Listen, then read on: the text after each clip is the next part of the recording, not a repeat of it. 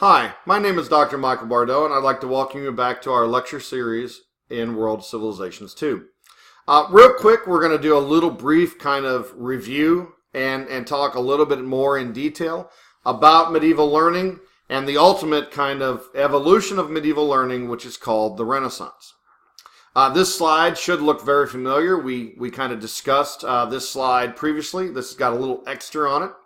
But basically, just to kind of give a brief background or a rehash of the background, starting in the 1200s, in that time period we call the High Middle Ages, we see a kind of growth of urban populations, and we see a growth in terms of intellectualism, and also we see a growth in economic revival. And what that kind of keys into then is a growth of schools, first under the control of the Roman Catholic Church, but ultimately later breaking away from that control of the Roman Catholic Church and the creation of the so-called university, or what we might call in European history, a return to a public educational option. Just to give you a little more detailed information, we talked about most of this. In case you're wondering what the trivium is and the quadrivium and the quadrivium basically refer to the curriculum of the earliest universities of the 1200s. The trivium was a look into basically reading and writing. You had three subjects. Trivium, of course, is Latin for three. You had three subjects. The first was called grammar. That was learning how to read and write. The next was called logic, learning how to kind of think.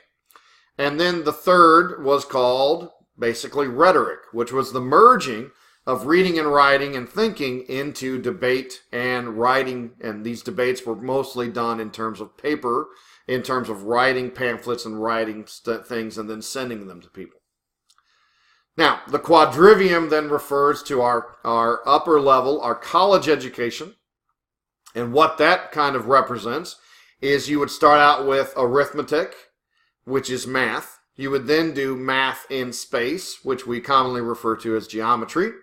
Then you would do math in time, which this is kind of interesting, but it would basically be the subject of music. Anybody who's a music major knows that basically mathematics are the core language of music, in terms of the ratios that produce harmonic frequencies, as well as, the rate or the tempo of music, etc.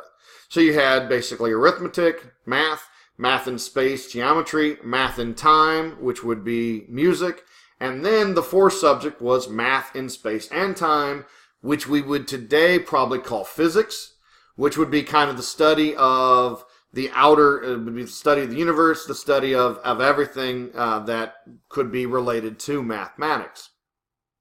Now, if one completed all those topics and then went on into the service of the church, you would then move beyond the natural world, and then your last subject would be theology, or the study of the supernatural.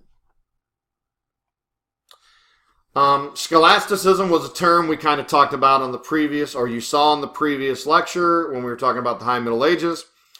Scholasticism refers to a kind of intellectual theory about using books and using what we call revealed knowledge, knowledge that is given to you from some source, and consolidating that into a summa, or into an ultimate expression of that subject. And so basically the person we kind of look at as kind of the big, heavy intellectual hitter of the Middle Ages is a guy by the name of Thomas Aquinas. And what Thomas Aquinas did was that he basically took what was just kind of reintroduced into the medieval European world, which was the theories and knowledge and ideas of Aristotle. If you remember way back when we talked about Aristotle, with the rise of the Christian domination of education and literacy, most of the ancient Greek writers, like Plato and Aristotle, a lot of their ideas were lost. But it was only through the connection of the medieval world in the form of the Crusades and the Crusader states, and kind of that interaction between Europeans and Muslims, Christians and Muslims, that sparked a return to those ancient Greek authors. And in terms of Thomas Aquinas was primarily the chief agent, the chief guy that took a lot of that Aristotelian logic and incorporated it and meshed it with Christian theology, Christian dogma. And so, he represents kind of the culmination, if you will, of that medieval world in taking new information, but merging it and consolidating it into that kind of joined world of intellectualism and religion. Now, he's going to actually be the focal point of this. But as time goes on, of course, the medieval learning pendulum will continue to swing away from spiritual matters and will continue to swing into what we might call secular learning in the form of science. And that's kind of what's going to occur during this time period of the Renaissance. We're going to start in this scholastic-based model, but we're going to continue to grow. Now, the Renaissance itself, if we take a look at it, starts as early as the early 1300s. It's going to primarily start in Italy, and it's going to start because of the influx of information, Italy being one of the main areas of trade and merchant activity. Now, what's going to kind of help fuel the growth of the Renaissance later on is going to be the rise of the Black Death. And it might seem kind of odd to say how that will help, but the Black Death is going to create a spiritual crisis that's going to force people to look outside of the Catholic Church for answers and information. And when that starts to happen, that's how the Renaissance really starts to take on a secular learning curve that is going to push a focus upon both cultural and scientific theories and practices. Now, the focal point of the Renaissance begins in the city-state of Florence, which was at this time probably the most productive and the richest of all of the Greek cities, the Italian city-states that made up the Italian peninsula. The father of the Renaissance is the leader of Florence, so-called Lorenzo de' Medici. And Lorenzo de' Medici made it a point to kind of funnel massive amounts of money and resources into the intellectual community that had begun to grow and populate Italy, particularly around Florence. And because of that, of course, the Renaissance is going to start in Florence, but it's going to spread throughout Italy, northern Italy in particular, and then it's eventually going to spread outside of Italy into places of France and even England. Now, what kind of helped focus this or kind of push this development was an increase of money. As we talked about, the High Middle Ages, we have this revival of economic growth. And the Italians were kind of at the forefront of this because the Italian city-states, because of their lack of a lot of land, they had to focus upon some aspect of economic growth. And a lot of them focused on banking. And once the Italian city-states had kind of removed the old Christian argument against the use of interest, then banking really got its jump start and started taking off and created a lot of tremendous economic growth for the Italian city-states. Now, we've mentioned the Renaissance, but what exactly is it about? Here, I'll put this in the middle. When we talk about the characteristics of the Renaissance, first and foremost, we talk about a shift in terms of the way people viewed the world. Prior to the Renaissance, prior to the 1200s, there was a dramatic focus upon the community of Christians. There was a dramatic focus upon the church as the community of Europe. And what we start to see happening in the Renaissance is we see a shifting of this focus away from a community-based ideology more towards an individual-based ideology. And this focus on individualism will only continue to build in the 14, 15, and 16, and 1700s. Ultimately, we'll see a reaction against this individualism in the 1800s in the movements that we call, of course, the socialist movement and the communist movement. So it's kind of interesting if you take a long look at history. The Renaissance is going to start this focus on individualism, which is ultimately expressed economically in the creation of what we call capitalism. And in response to the creation of capitalism and in response to industrialization that took place in the 1700s, we're going to see a return back to these ideas of community in the form of new non-religious ideas called socialism and communism. But you'd have to take World Civ 2 to kind of talk about those and see the lectures on those. As we've already mentioned, another characteristic is a shift from religious community, religious intellectualism, to a more secular-based intellectualism. Point number C seems kind of odd, but because of these rising populations, we're going to see the emergence of what we call city-based intellectualism and a focus on city pride.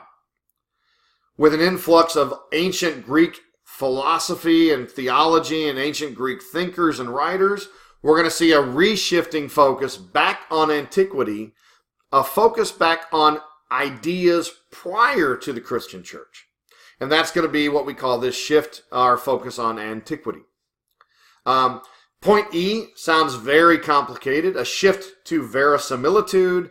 And what that simply means is that returning in terms of artistic expression, we're going to see a shifting away from idealized, stylized art to an attempt to represent things in real life. We're going to see a return to, if you want to call, realness in art.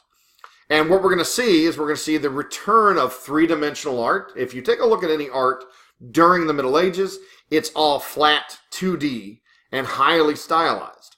And what the Renaissance is going to do, it's going to return to an attempt of 3D perspective and a return to kind of trying to depict and identify things as they appear in real life, as opposed to how they appear in idealistic kind of, if you remember Plato, kind of a world of form perfection. So now we're going to start to paint pictures of people with warts and with skin conditions and things of how they really look, instead of basically trying to take an image of a human and try to create a perfect model of that.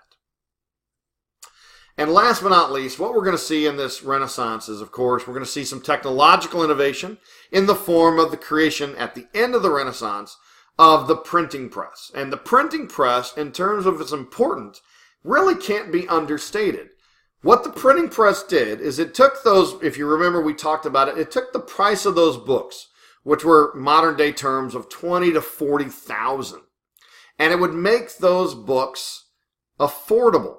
And as people were becoming more literate and had an opportunity to read, the printing press provided an opportunity for the mass production of information, the mass production of books, pamphlets, and theoretical papers that basically kickstarted and pushed this intellectual growth on.